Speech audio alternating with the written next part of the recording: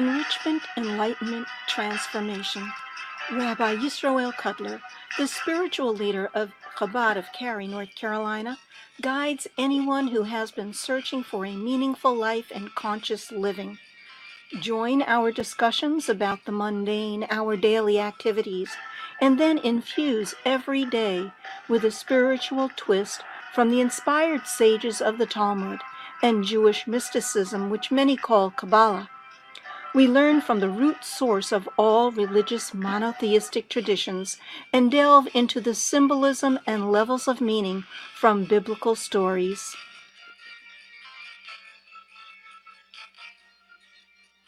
For those sitting here live, here in Cary, as well as anyone listening all over the world, it is a pleasure to have you with us. If you are listening, let us know. Write your name in the chat box. Feel free to ask questions. We'll try to include it as part of the program. Cheryl is in the chat.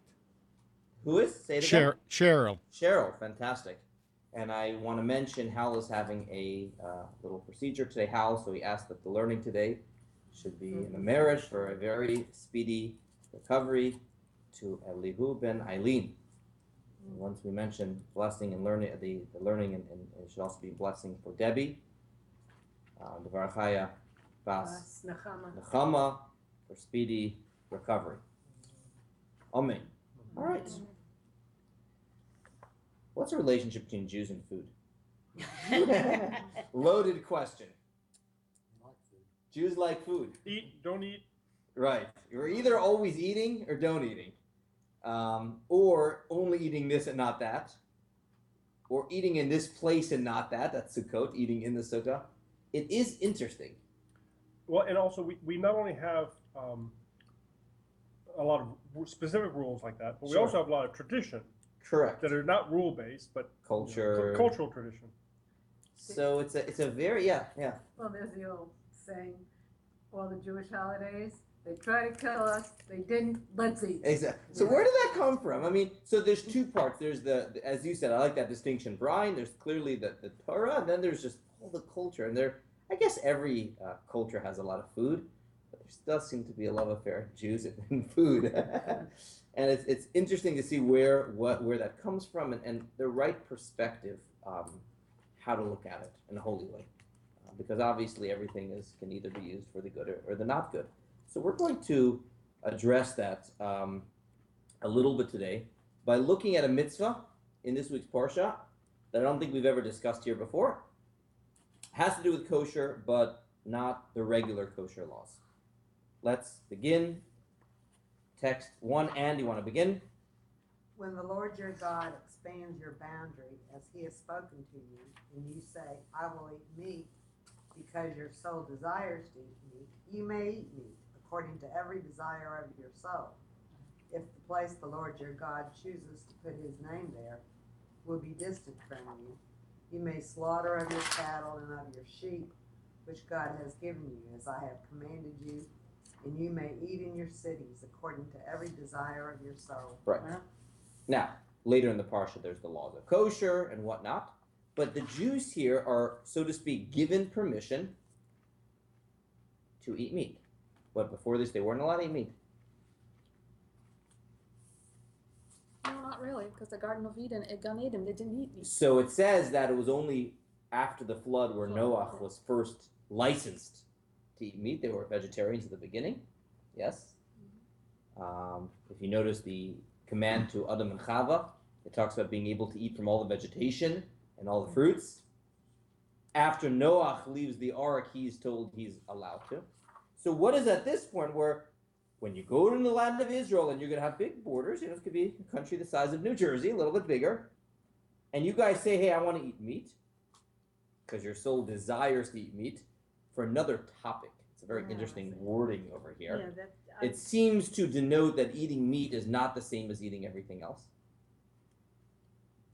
It's your soul desires to eat meat. But you would think it would be the animal soul, not the... So it associates it with a desire, almost as if this is not necessary for survival. And let's not get into Judaism, vegetarianism. That's a whole nother topic. Those that advocate being vegetarians will often point to this verse because it says the word desire. Does that denote something positive or negative?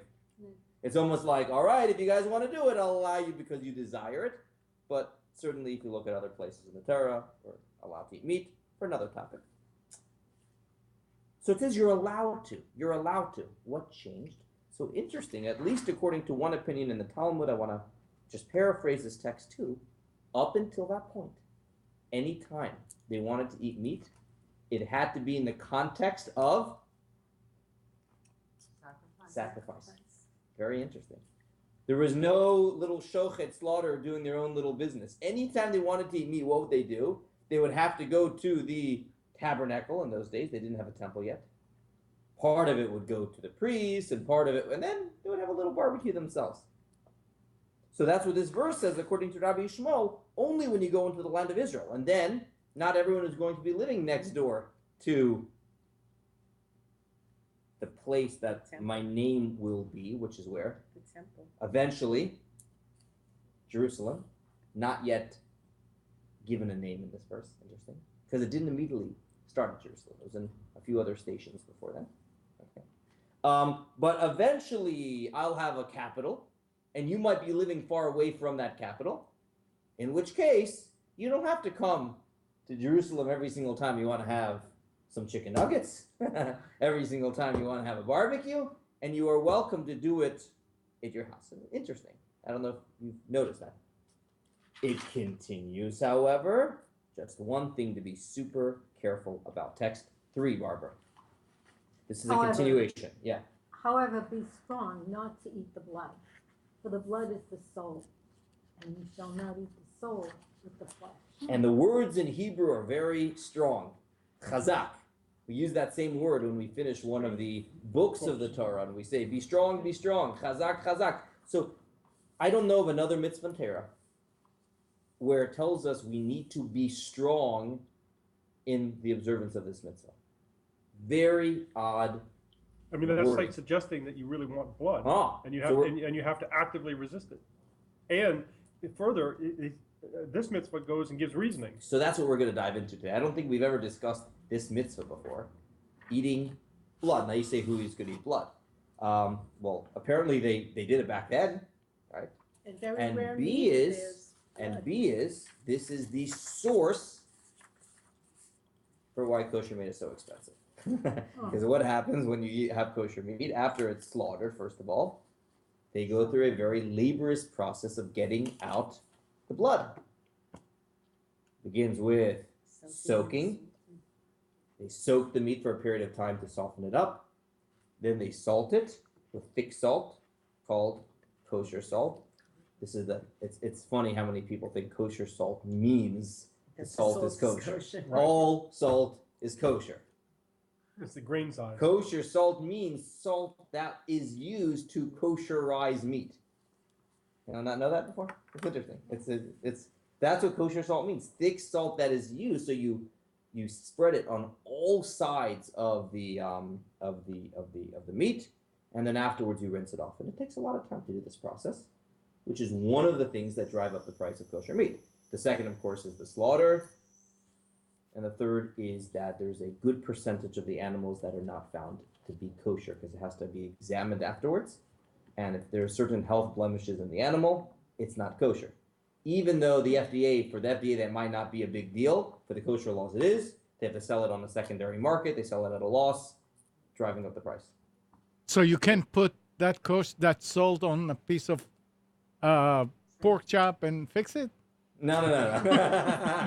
trace meat? Well, if only. They are specific. They are separate mitzvot. One is later in this parsha, which animals are kosher. Then the parsha tells us you have to slaughter animals. Interesting about the slaughtering. It's one of the mitzvot that show very clearly and point to the existence of an oral tradition. Because the verse actually says, you should slaughter the animals as I have commanded you. And if you scan all 5 books of the Torah, guess what you will not find? Any mention of the laws of slaughtering. So what does it mean, as I've commanded you? It must be that outside of the 5 books of Moses, there was an oral tradition how the slaughtering should take place. So A is the type of animal, B is the way it's slaughtered, but C is be careful not to eat the blood. And it's a very strong wording. It's interesting that the famous trial that happened in what year was it? 1911 in Russia, one of the last blood libels. Familiar with which one I'm referring to? Mendel, the name just escaped me right now. Bayless. There was a blood libel. In 1911, there was a Ukrainian boy who disappeared on his way to school, and they found him killed in a cave somewhere in town. And immediately there was evidence that there was a certain person in town that did it. She was upset because that boy snitched on her for something else. But then afterwards, that was what the local Kiev police department suspected. But the Russian government under the Tsar then turned this into like a mafia committed crime and accused the Jews of doing it because they said, this is in 1911. They said they would Use the blood. use for the blood matzahs. for matzah or other things. And they accused a Jew of doing it, and the entire Jewish community, got together and had a fierce defense, hired this renowned attorney, Oscar Grusenberg, and in the middle of his defense, he says, a Jew and blood? Could there be anything further from one? Even when it comes to the way we eat, we have to make sure salted and soak it. When we have eggs, there's a tradition that we check the eggs to make sure there's no blood spots. How? And that was it made a very strong impression on everyone. And in the end, he was acquitted. But it was a very famous trial because it's relatively recent in history. Okay, in any event, the Torah tells us, be careful not to eat the blood. This mitzvah is repeated 4 times in Torah. 4 different times. Because of time, I don't want to go through them all. Look at text 4. This is an eternal statute. You shall not eat any blood. Oh, and also fat. So, this word for fat, you have to look at the Hebrew. Chalev, it's not all fat. It's a certain part of fat that is not eaten. They carve it off in kosher meat today. Oh, what is Chalev. Like the fat on the organs? It's a certain, Or- maybe someone can, there are forbidden fats. I'm not familiar with what it is. So there was a certain type of forbidden fat. It does not mean all. Yeah. Okay. I should also note that once someone soaks and salts and does all that, from that point on, it's good to go. So even if you like your meat a little bit rare and there seems to be a little bit of red liquid when it's cooked, at that point in time, it's not problematic anymore. Okay. Can I ask a question? Absolutely. You know how the Muslims, I don't know if you know, but anyhow, how they slaughter and then hang it from a tree to drain all the blood. Does that truly drain all the blood? It doesn't seem as though it must. I'm not familiar with Well, Does it yeah, make one sense? second, I'm not. Does it make sense? Abdominal fat? Is that what the chalev, the word in Hebrew is chalev, not chalav, but I chalev? understand. Chalev. It's a And certain type of fat, and I'm not familiar. a form of animal fat, only the chalev of animal that are the sort of which offering can be bought in the tabernacle. Okay. The prohibition of eating chalev is also in addition to the Torah, one of the commandments that so here Does it describe where? I'm just going to turn the AC. Does it describe That's- where on the animal it is? yeah, the only reason I'm saying abdominal because the first result says jump to abdominal fats, All right. and fat? so I'll keep going, and I'll All I right. think it's All right. definitive what the answer is. So we have this mitzvah. The next one, a few chapters later in Vayikra, for regarding the soul of all flesh, the blood is the soul. Damo, its blood is binafsho, and it's nefesh. You shall not eat the blood of any flesh. And then a fourth one as well, you shall not eat any blood, you shall spill it on water. There's another interesting tradition. Maybe, and this is, we don't hang it on trees, but there is a tradition that when we slaughter a bird or a deer, they spread a little bit of dust on the blood after they kill it as well, also having to do with this. It's the fat. In any event, it's the fat found. this is a mitzvah. Jews have been doing this forever. Text 6 is from the Rabbi, it's the Fat fat sound? found on the stomach, kidneys, and liver. Okay. Okay. Fatty liver disease. Thank you. Thank you, Thank Amnon. you. In any event, yeah, not regular fat. You don't have to worry. And once you buy kosher meat that has a supervision on it, you can safely know that it has already been soaked and salted and whatnot. In the old days, things were different. Yeah, yeah. You brought your chicken to the local slaughter. Those were not that long ago, and they would, mommy would come home with the chicken, and she would have to take off the feathers herself. And people in their own homes would learn how to get the blood out. Yeah, there is another way of doing it as well through broiling, but in any event, yes. It says slaughter, you have to do that. So if a community was starving and they came across an already deceased animal that didn't look diseased, they couldn't do anything with it? So again, if it was literally life and death, kosher laws, like any other laws in Torah, except for what we call the big three, are overridden. But in any other, if you're hungry, yeah, that's not enough. but hungry, that is not enough. And in fact, because it was not slaughtered in the right way. Wasn't there an ethical thing about eating those people, the ones that crashed and they had to eat somebody else, a person, they had to eat human because they crashed in the Andes, or I don't know if you remember. Jewish? I'm not familiar. I don't know if they were Top of the Jewish mountain. actually, but they were Just students. they were plane crash and survivors. They had nothing. They were in the middle of the Weren't snow. they a soccer team or something? From Yeah. Argentina or something. Yeah, I'm not familiar. they were on the top of the These are Andes. And Tough times. tough times. When there's biblical stories, there are biblical stories, and we have this even in the Torah during the siege of Jerusalem when hunger was on the highest levels. You have this as well, but yes, the On question. the way over from here, over to here, I heard people talking about Syria, and what is happening is they're starving to death. I don't know if there's any Jews there, but, and Not a that's- Jews. Yeah, there were. I don't know if they're. But that would be, but these are real issues. They were observant Jews in the Holocaust. Unfortunately, these questions that you're asking are not only theoretical, but many times in history, this came up by Jews who observed kosher and were in horrific situations in Russia in the Holocaust. And there's actually responsa. Responsa means letters that were sent to leading rabbis that we have today during the times of Holocaust, where these sorts of ethical dilemmas came up. So there's books written from leading rabbis during the Holocaust. Or another horrible example would be if God forbid, the Nazis came to a group of Jews, either you give up this person or we will kill the whole group. Do you give up that person? All these sorts of dilemmas that came up are discussed in a book. In any event, we should never know such things. Yeah, tough reading. Yes. Let's go back to our issue. Our issue is we have to get rid of the blood. In the Code of Jewish Law, Text 6, it tells us how that's done. Let's do this briefly. Text 6, please. Before salting the meat, it must be cleansed very well with water. We soak the meat in water for approximately half an hour. If a spot in the meat is found with blood that has clotted due to impact, that part must be cut and removed before the soaking. Salt must be strewn over all sides of the meat or fowl so that no spot remains without salt. It should rest in the salt for an hour. After that period, the salt must be cleaned off well, and the meat is then cleansed in water 3 times very thoroughly. That's how you do it.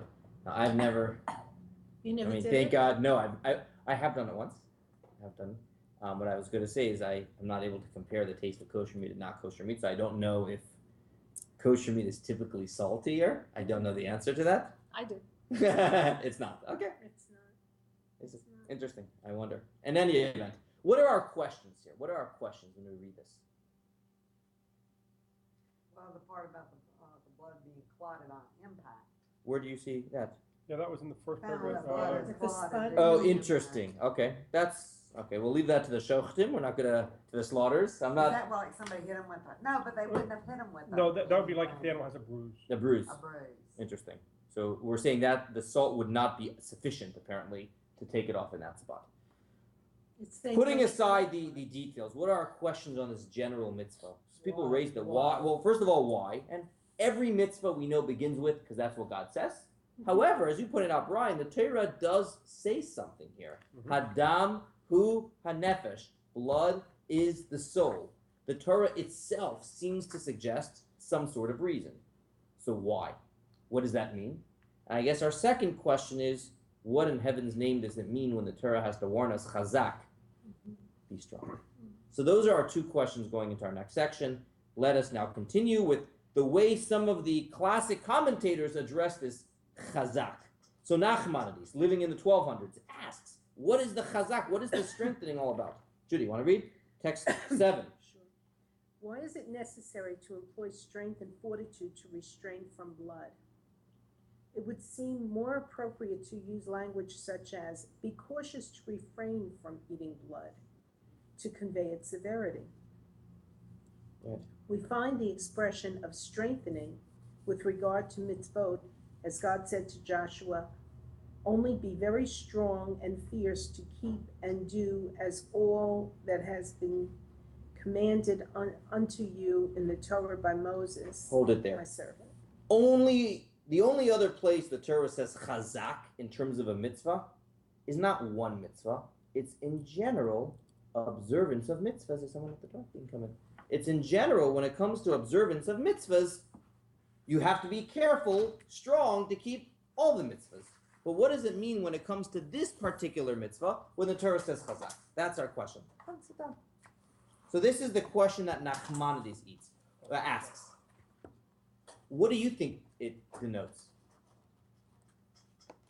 What do you think it denotes? If the Torah says be strong not to eat blood, what does that seem to suggest? That it was a habit in the community. Exactly. So Rashi immediately picks up on that, and he writes, and he brings a argument in the Talmud.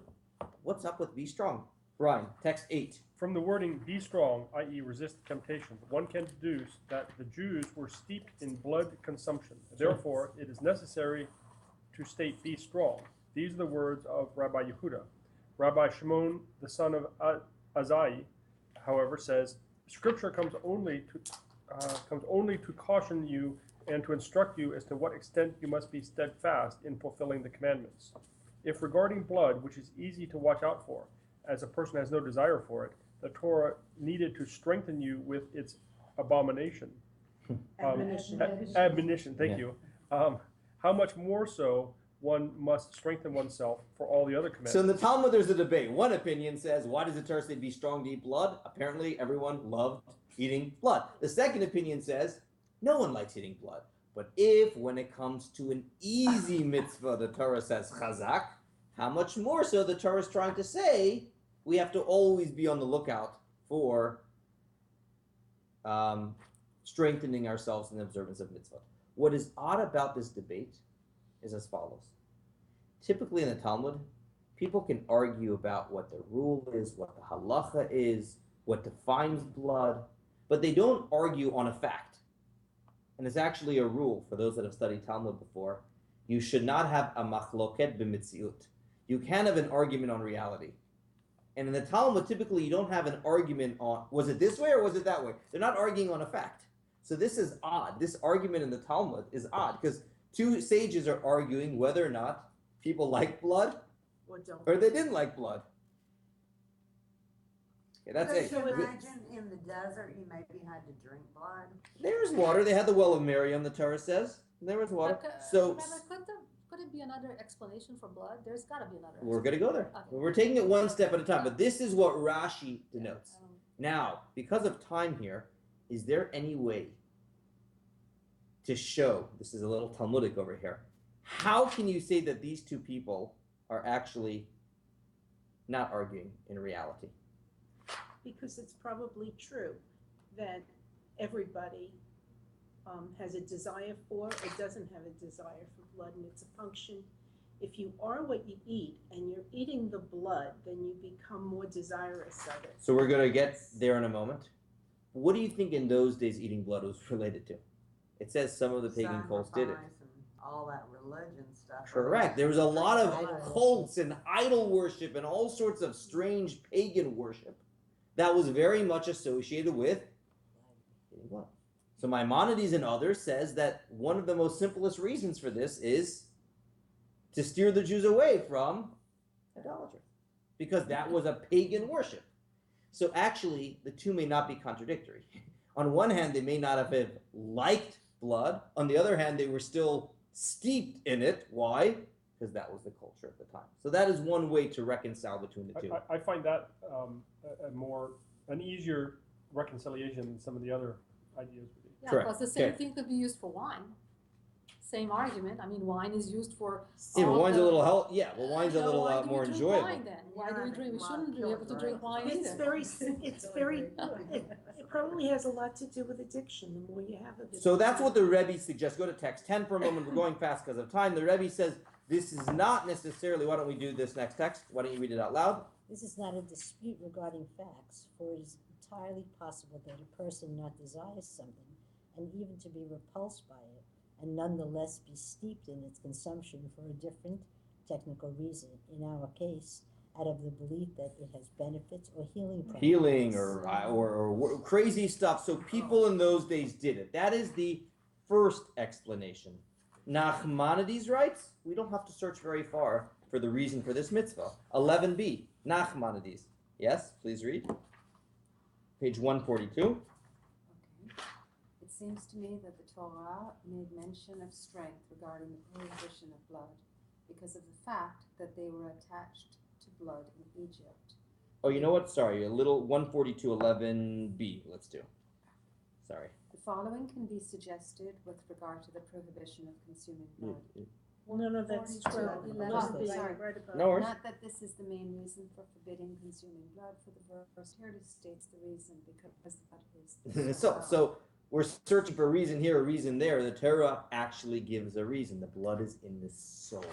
But what does that mean? That doesn't explain why you need to have strength. Mm. Okay, that explains That is why true. you should not do it. Correct.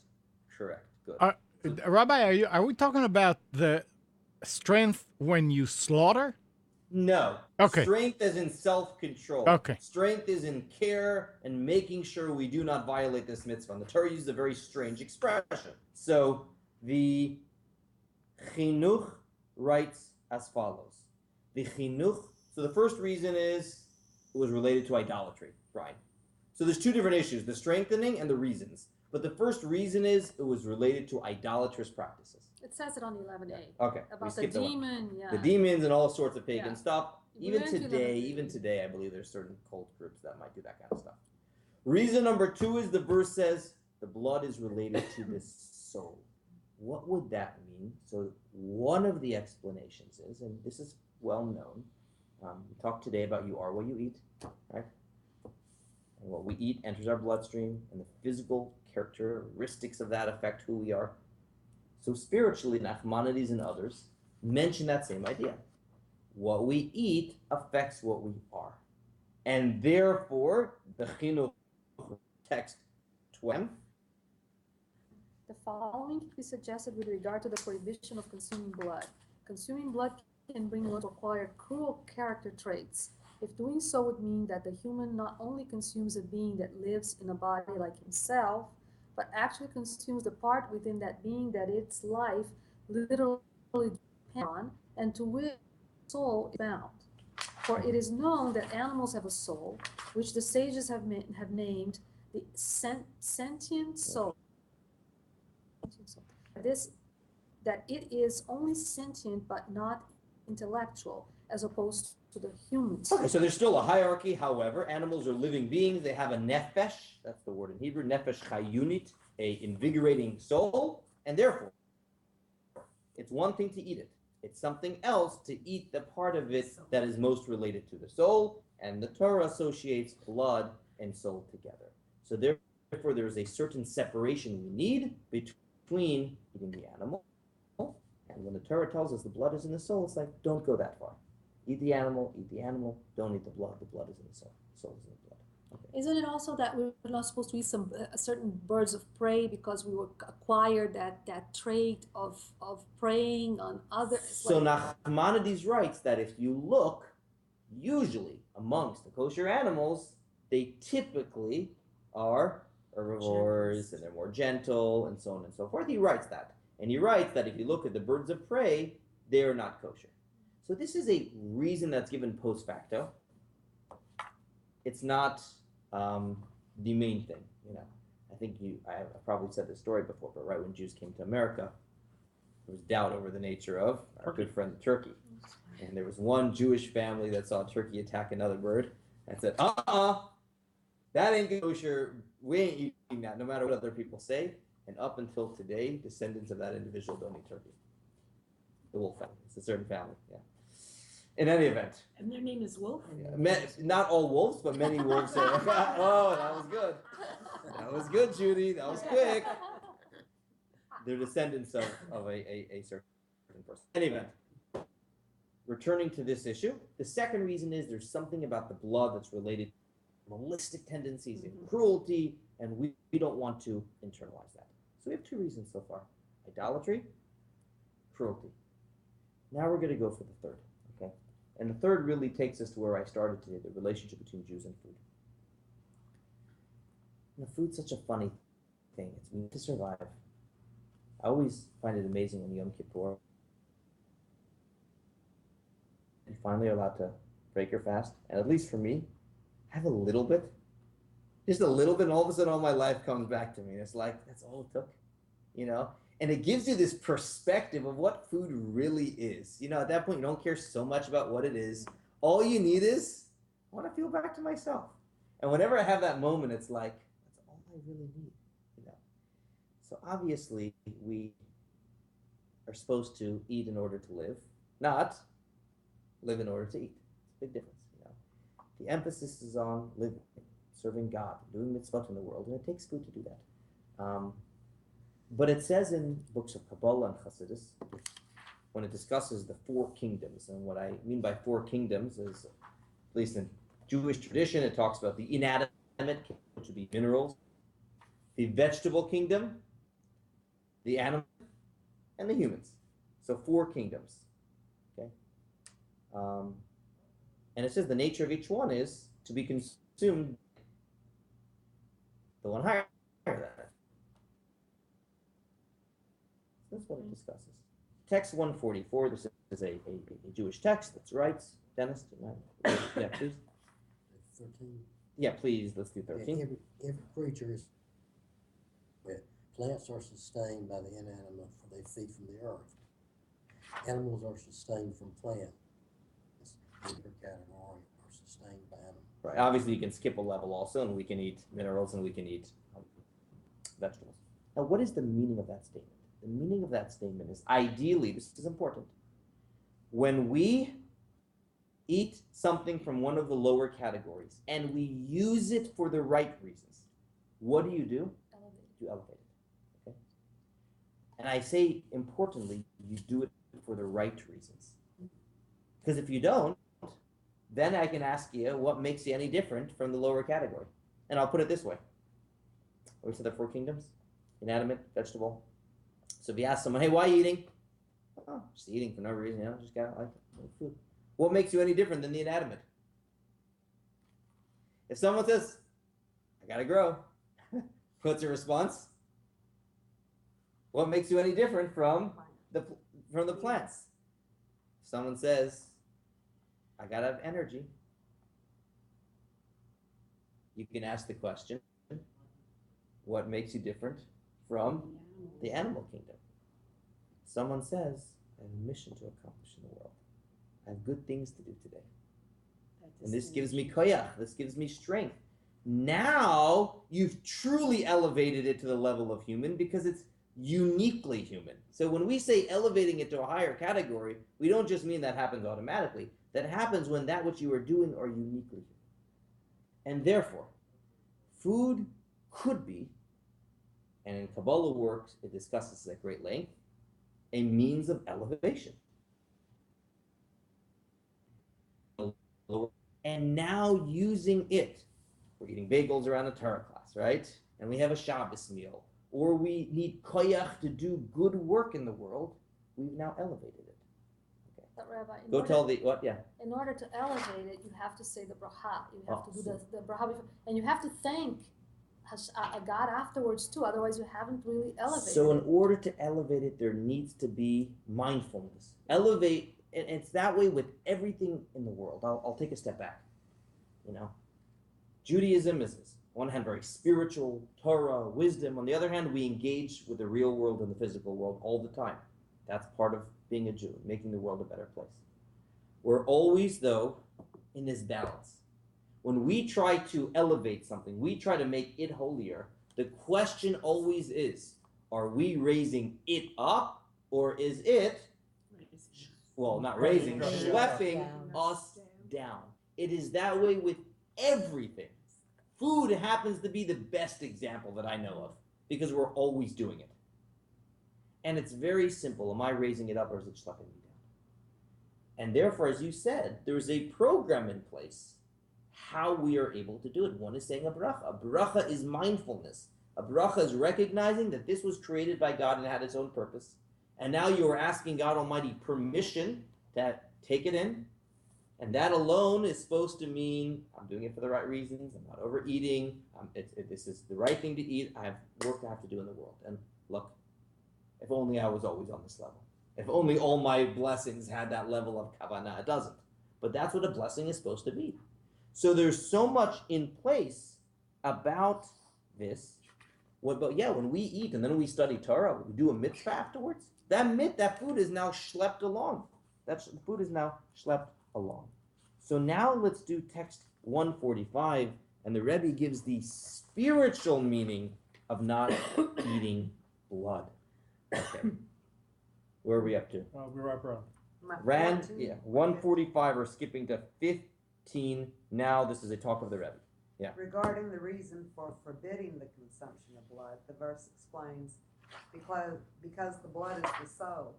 Commentaries explain that though the soul pulses through the entire body of the animal, nonetheless there is a difference between the flesh, in which the soul is merely found, and the blood, which is the soul itself. Everything digestible consumed by man becomes a part of his blood and flesh. Therefore, the nature of the foods that one consumes becomes entrenched within him. When one eats the flesh as opposed to the blood of a kosher animal, the soul of the animal is not so dominant within it, minimizing the impact of the animal's soul on the human consumer.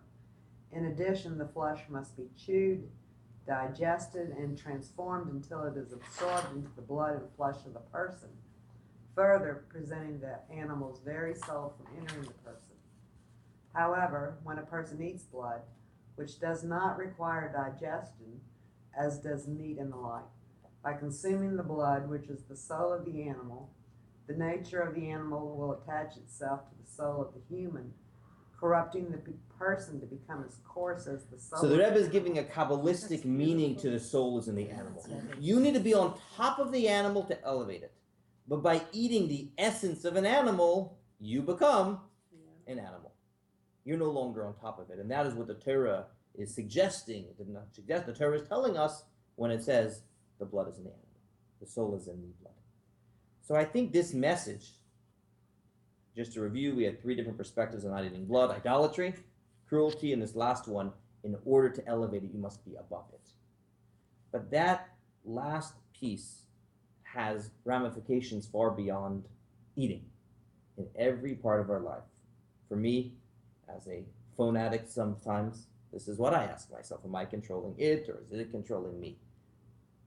And I stop myself sometimes, and I need to stop myself. And if I do something mindlessly, it's controlling me. That is my litmus test that it has me. It's no longer a tool for me to do good work in the world. It's schlepping me down. I'm not raising it higher. And it's that way with so many other things. There's so many beautiful things that can be outlets. Outlets are good things. We all need outlets in life. To be in a better mood, to be able to get back to ourselves, to do good work in the world. But sometimes an outlet becomes, gets in the way. So there's so much in the world that can be in the middle, and being a Jew means keeping balance.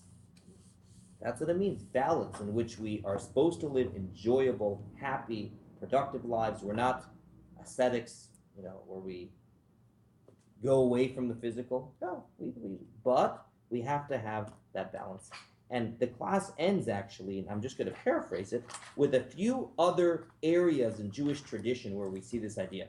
Text 16 says, it's from the sages, but one should pray before they eat breakfast. Okay? One should daven in the morning before eating breakfast. Why? It's the same idea. I don't immediately start my day eating. I gotta eat. But first tend to my spiritual needs, then I'll tend to my physical needs. Now, what's interesting, it says, is if you are eating in order to have a little bit of strength in order to pray better, then there's a famous Hasidic expression, it's better to eat to daven than to daven in order to eat. It's a Hasidic expression. So, however, that doesn't mean a full breakfast, but that's why if you want to eat a little bit something before you say your prayers in the morning, that's good because it gives you strength. But you should hold off on the larger meal before you pray because we start off the day with our spiritual needs. We want to set the hierarchy from the beginning of the day. So that is one way we see that. The second is text 17, a beautiful text. Why don't you read, Barbara? 3 who ate on one table and spoke words of Torah. It is as if they ate from the table of God. Okay, and this is also in Ethics of Our Fathers, this same expression, that by taking a dinner table and elevating with positive talk, instead of politics, celebrity gossip, or the like, you have now taken that and you've elevated it. So that's a second way of doing that. And the third is something that the Alter Rebbe writes in Tanya when we have an intense desire to eat something. There's value in holding off even for a moment. Holding off a few moments. It's a certain self-control. That's what he writes. He says, even if it's for a short time, if the intent is, you know what, I want to subdue the other side. I have an animal inside of me, it needs to be fed, but you know what? I want to just show it, it's okay that I can wait a few moments. It says there's value to that as well. And all of this is the same idea. Training ourselves to keep the right balance in life. It reminds me of another law. If you have a real animal, guess what? There's a law. You have to feed your animal before you feed yourself. You know that? You know that? There's a law in Torah. It's actually in it's from the Parsha 2 weeks ago. Yeah, I read that. Yeah, but let's conclude here with this beautiful idea to be a Jew is to have balance. We have to always make sure that we're in charge of the physicality, not the physicality in charge of us. And the Torah mitzvahs between blessings and kosher and speaking words of Torah and praying in the morning before we eat. All of these are the Torah's methods of making sure we can properly keep this balance, that we again we eat in order to live, not that we live in order to eat. I'll hold it there. Thank you so much. It's a good thing right before the holidays and all the food coming up, right? So All the fasting. Fasting too. And anyone who is joining us from the online community, thank you for listening. I owe one note. I should say this here. Next week, I do not believe, I'm sorry for the late notice, but we have a family simcha next week, and because of that, we have some people coming in town. I think we will not be able to meet next Tuesday. So I'll confirm that with an email. I do not believe we have lunch and learn next Tuesday. Everyone will resume afterwards. And again, thanks to Nissan Communications for hosting today's program. Everyone have a good week. Thank you.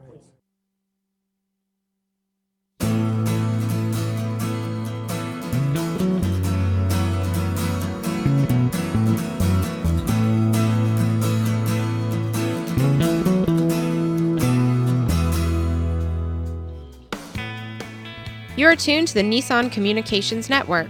Our weekly lineup of call-in programs includes Computers 2K Now with Amnon Nissan, My Life, My Will with Gisela DiCarlo, The Tanya Love Show, Health Then with Debbie Bruck, Breaking Free with Marilyn Shannon, Triangle Be Well with Howard Jacobson, Lunch and Learn with Rabbi Yisroel Cotlar, Lessons of Vietnam with NCVVI members, Current Affairs with Amnon Nissan. And if you tuned in too late, you can always watch each program in its entirety or download an MP3 audio file of it in the archives section on nissancommunications.com. Don't forget to subscribe to our YouTube channel, follow us on Twitter, and like us on Facebook. Sponsored by Atomos.com, makers of quality video recorders and converters, CarolinaApparel.com, and DeltaForce.net.